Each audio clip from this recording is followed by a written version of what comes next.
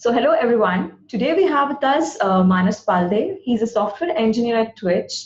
He's a chess enthusiast and a chess streamer. So very happy to host you today, Manas. Thank you. Thank you, Ritu. Really appreciate that.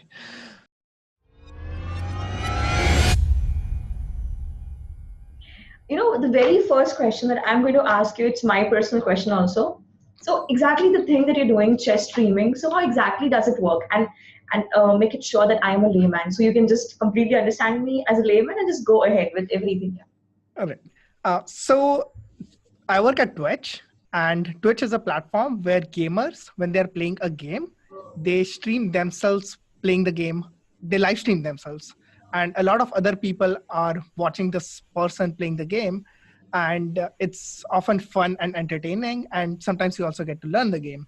So some streams will be more towards making jokes. Some streams will be more towards learning the game. So I used to watch a few streams myself on Twitch, like that of Eric Rossen, GM Ben Feingold, and so on. And at one point, I thought, well, I like chess. I work at Twitch, so why not try streaming? So that's why I started streaming. So yeah, basically like twice or thrice every week, I stream myself playing games, and I'm trying to explain what move I'm playing and why I'm making that move. I often play with viewers. I'm no international master or grandmaster, so I make a lot of mistakes. But sometimes that makes people happy, like especially when some of the viewers, they are able to win games against me and trash talk me, which makes them happy, and they enjoy the stream. Oh wow, lovely. So for this e-streaming part, like e-streaming sport, how big your Twitch community is exactly? So we have around 1 million broadcasters every year, give or take. Not all of them are streaming all the time, but generally if you go to Twitch, you might see during peak hours, say 100,000 people streaming at the same time, and like a few millions of people watching these live streams. Oh wow, that's a huge number. I mean, like if you commit any mistake, that's like, so you have to prepare like in advance, right? Oh, so this is like all of Twitch, not just my stream. So when I am streaming, generally 40-45 people are watching me. At some point, the maximum number of concurrent people who are watching me has been like 250, 300.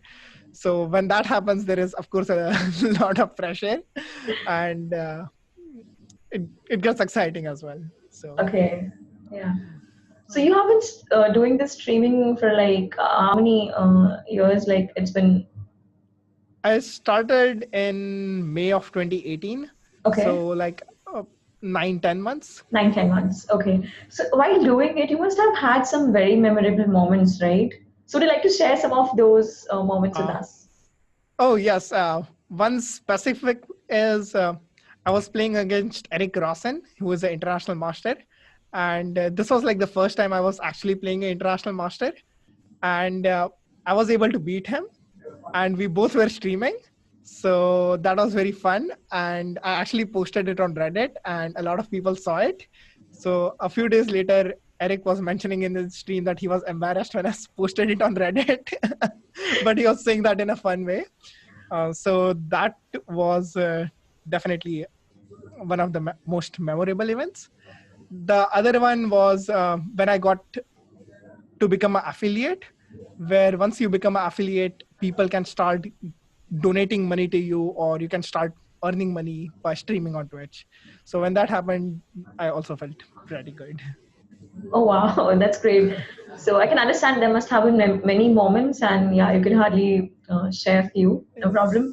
So like to be good at streaming, like you're doing the streaming thing. So what do you think all things are required to become a good streamer? Like let's say I want to be a good streamer like you. Not exactly, but yeah, a little. So what all things are required? Yeah. So every streamer has different kind of character. So there are some streamers like, say, Eric Rossen, like I said, who make the stream very educative. If I watch a stream, then I'm generally learning a lot of how to play chess better. The same thing also goes often for Hikaru Nakamura, who in last week he was analyzing the US chess championships, which he won, and he was explaining what his thought process was while playing some of the games, and especially the last game. So in that sense, those are educative. Some streams are very fun, which will involve a lot of trash talking. Like Ben Feingold often does that. He will make a lot of jokes. So it won't necessarily be as educative, but it will be fun to watch.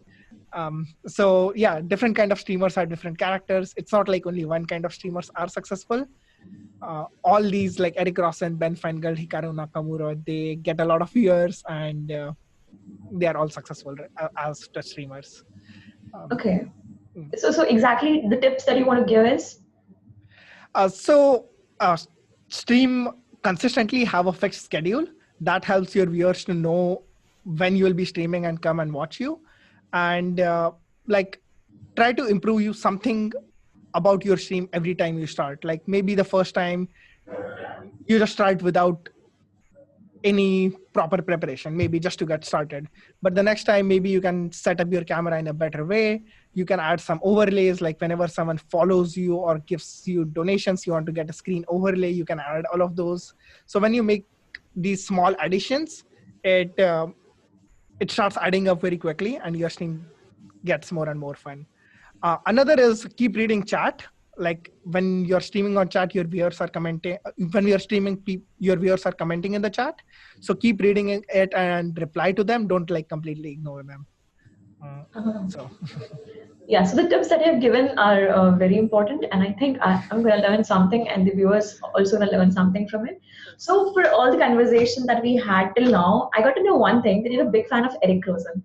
I'm not wrong, like I've guessed it, because you have taken his name like 3 or 4 times. yes, So I especially on Twitch, his stream I used to watch the most frequently, and I still watch his streams a lot. Also, his voice is so calming. Like whenever I watch him streaming, it just like his voice feels so relaxing. So yeah, I'm a big fan of his streams. oh wow, that's great.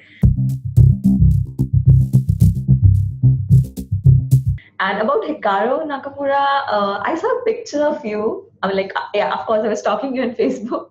So Yes. I saw a picture with him. So, like, exactly, can you share some things about that moment and how you met and what all conversation went on? Yeah. Yes. So that happened last year. Chess.com had Pro Chess League finals in San Francisco, and I went there, and Hikaru Nakamura also came. So there were a lot of Grandmasters there, and like Akobian was there. Of course, Eric Rossen was also there, and of course the players themselves who were playing in the final. So I was like watching the games being displayed on big screens, and there were a lot of people just playing chess around on their chessboards. And I see this guy walking, and I was like, that guy looks like Hikaru Nakamura. Is that him? And so 2 or 3 people were discussing the same thing. So we went to him, we said hi, we took photos with him. And the conversation with him was basically about the game that was happening. He was going through some lines so fast. He was basically making some comments. Oh, he should not play this. He should play. I'm just making up moves, right? Like he should play d6 and then play bishop c5 and this. And I'm like, oh my God, you lost me after 2 moves. So like, how big do you see chess as an e-sport? So like 3 or 4 years ago, I did not know much about it. And I think it like chess as an esports itself was small, but chess.com and Twitch, because of them, like I see it growing a lot. A lot more streamers are streaming, and a lot more money is coming into chess itself. Also, I think because of a lot of bullet tournaments, online bullet tournaments, and like Isle of the Man being sponsored by like these online companies like chess.com, I think chess is going to grow bigger and bigger. Do I think it will become only esports? I don't think so. We still are going to have world championship match where 2 players play against each other. That is going to be very high stakes and fun to watch as well. But at the same time, playing online has made it easy. So I definitely see that growing a lot as well. Okay. So as you're a chess enthusiast, so do you also play these chess tournaments like which are happening there in the Bay Area? Yes. So very close to Twitch office, like 2 blocks from here, there is a chess club called Mechanics Institute. And I started playing chess tournaments there, I think last year. So yeah, I do go there. In fact, I have a tournament this Saturday there. So Oh good wow! luck. And how often you go there? I play there once a month. It's just like a 1 day tournament, 5 round Swiss. Okay. Sometimes there are very good players playing there. Mm-hmm. I believe this weekend I am Prasanna Rao will be playing there. Okay. So hopefully I'll get to play a game against him. Yeah, we hope for that. Yeah, surely. Um, I want to know like exactly what is the chess scene in the Bay Area, like in detail, like exactly people who like chess and how passionate they are about chess. Uh, so there are quite a few clubs in Bay Area, and generally when I go to these clubs, a lot of young kids are playing. I have not seen a lot of adults play. Having said that, I know there are a lot of famous people who live in Bay Area and play chess. So talking about some top grandmasters, Sam Shankland, he lives in Bay Area. He lives like 20 minutes away from San Francisco, and he sometimes does sessions which people attend as well. Apart from that, you might have heard about Peter Thiel, who used to play a lot of chess, and uh, he also invested in some of the chess startups, I believe, at some point. So I haven't ever seen him, but I know he used to play at some point. I don't know if he plays anymore. Then there are a couple of other grandmasters and like other young and upcoming players who are in Bay Area. So especially in among kids, there are a lot of people playing, and I hope they will continue doing well. In fact, uh, the the chess club that I play the tournaments at, there is a young girl, Rochelle Wu, who plays there frequently, and I think she was under 10 or under 12 world chess champion, girls world chess champion, and in fact recently she was representing US in the world team championships as well. So yeah, there are a lot of strong players here, and Yeah. mhm. So that's quite your Bay Area is quite a chess area. We can say that. Yeah. Yes.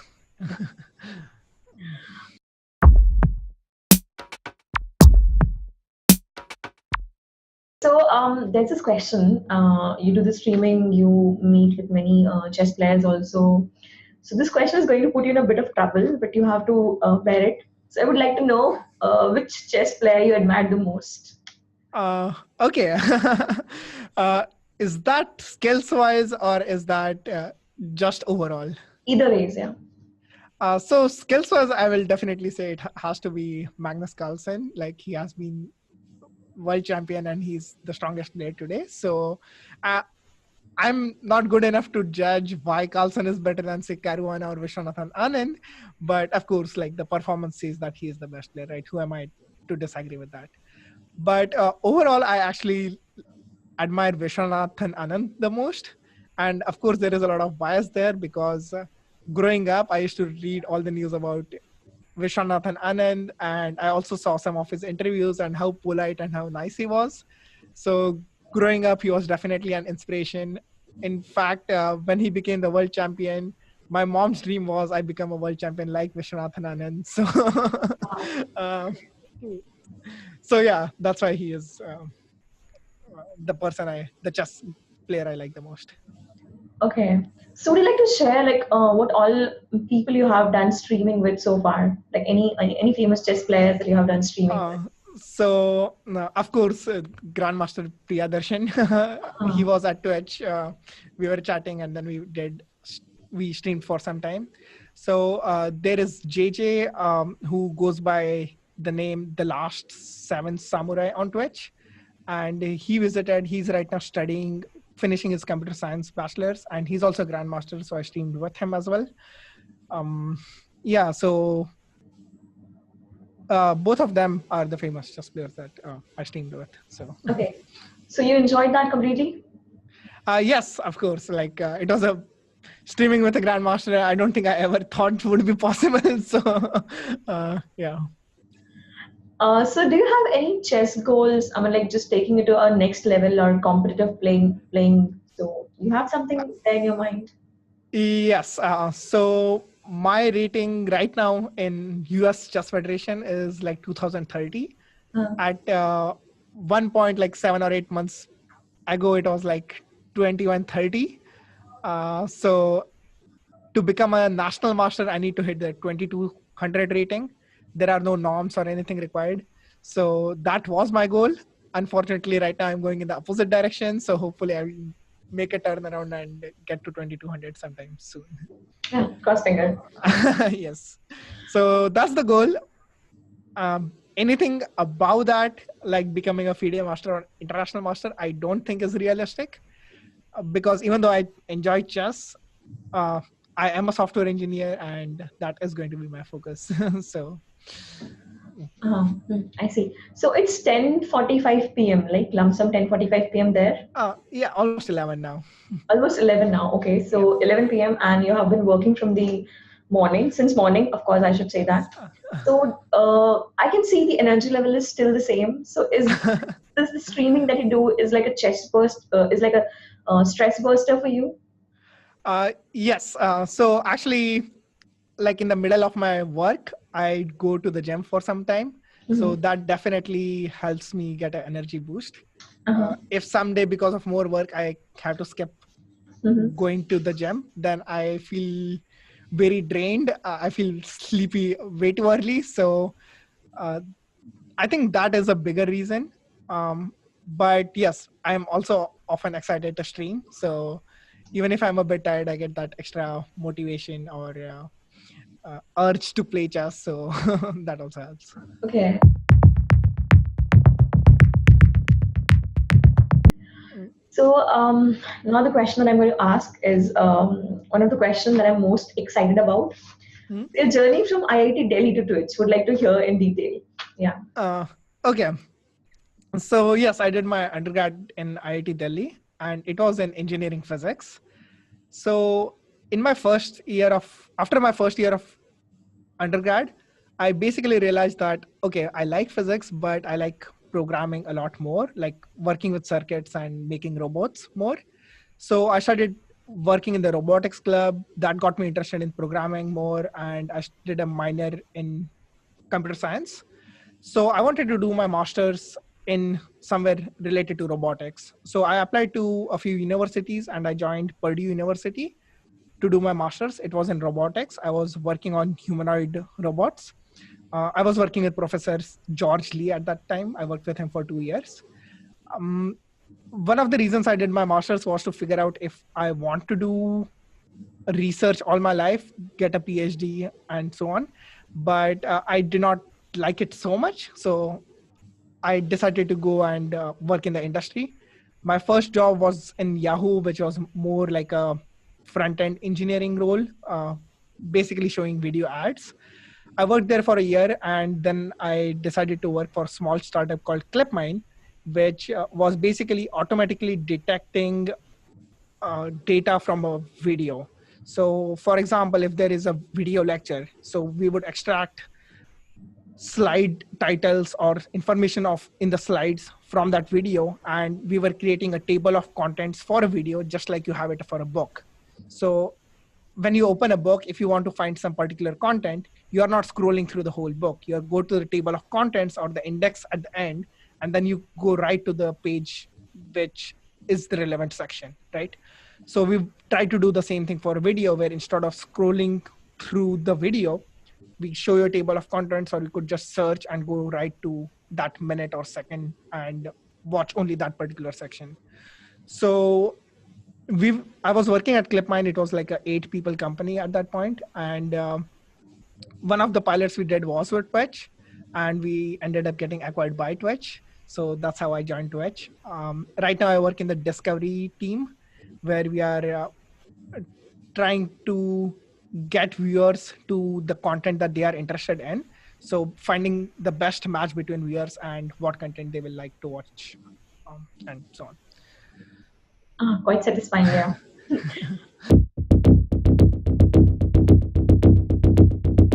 So, do you feel that this technology that have come up in the recent years can bring any change to the reach of chess as a sport? Uh, yes. So, like I said, one of the big effect of having internet accessible all over the world and is basically everybody around the world is able to play chess right now. 5 or 7 or 8 years ago, I could not play chess from my cell phone. I could like I and my dad were in different cities, and we used to play chess only when I used to go home. But now every once in a while, I'm able to play chess with my dad. The other difference is, of course, engines. All the online chess servers, they are providing free engines, so you don't have to pay a large amount of money to learn, and that helps a lot in improving the game as well. And then the last thing is like having platforms like Twitch help like people who are just enthusiasts make some money, which they can then use to train better. So yeah, all this technology is definitely helping. Another thing I see is a lot of online sessions happening with say grandmasters. You don't have to train with the grandmaster who is in your city. You can just take lessons over like Skype or Zoom or Google Hangouts and train remotely. So I don't think that would have been possible 15 years ago, right? Yeah, true. So you just recently mentioned about your father. So I got to know that you play a chess with your father. But I would like to know like how exactly you started playing chess. I don't know the answer to that because I think probably when I was in kindergarten, maybe my dad taught me chess. So I don't have memories of how I learned chess. Yeah, I've just forgotten all of that. But I do remember that my dad and my mom both taught me chess, and we used to play a lot at home. Uh, So all four of us, like I have an elder brother, all four of us used to play chess. And yeah, that's how I learned. okay, so have you ever participated in these inter IIT chess competitions? Like they used to Yes. happen? Okay, okay. Yes. So we had, I participated in the 3 years of my college. And I think the first 2 years there were 7 IITs participating, and the third year there were more new IITs had come up, so there were more IITs who participated in the chess tournament. Mhm. It used to be a team event, not an individual event. So like 4 boards per team. Oh, Yeah. okay. You are a very active writer also. I saw your code, I checked it out completely, and I loved some of your answers also. So, how come that? I mean, is this your hobby or like you just do it for the sake of? I mean, yeah. No. So I am not. I disagree with that statement. I am not a very active writer. Okay. I decided to write answers on Quora because I wanted to improve my communication skills and in general my like English vocabulary and writing skills. So that is the reason I started answering questions on Quora. And yeah, that was the only motivation. I found questions which I felt I could contribute to, and I write answers for those. And you have finally got some real decent number also. Like followers, you have a real decent number. Like it's Yes. around 2,000, right? It's around 2,000, lump sum, approximately 2,000. Yeah, it's a Yeah, I decent. think somewhere slightly more than 2000. Yeah. Okay, I'm sorry, my bad. No, but yeah. Okay, yeah. So, kind of, I have asked you almost all the questions, and it was really nice to have you here. Thank you. And you have given us your really precious time. It's your time to sleep. I'm not sure if I'm not wrong, right? It's 11 p.m., 11 Uh, p.m. no, I actually sleep quite late. Oh, is So, it yeah. just doing some coding work or what? No, so like I said, generally on 3 days a week, I stream until almost midnight, Uh-huh. and almost like until 12:30 a.m. And then I go home and sleep between 1 or 2 a.m. Oh, I can see you're so much passionate about that. I cannot compromise my sleep or anything, honestly. Yeah. uh, I also, like I said, I also am not an early riser. Aha. We don't Okay. we Nice. don't have we don't have like any time restrictions. We don't have to like come in by 8 a.m. Times Okay. are flexible as long as we get work done. So I can work late, sleep late, and come a bit late as well. So Okay, that's good to know. Like cool lifestyle, yeah. yes. Okay. So thank you so much for giving us the Yes. time, Manas, and it was really nice to have you here. And I Thank you. It hope was to see more of your Twitch streamings, and would love to see you very soon. And yeah, so yeah, thank you so thank much. thank you. It was my pleasure. Happy to be here.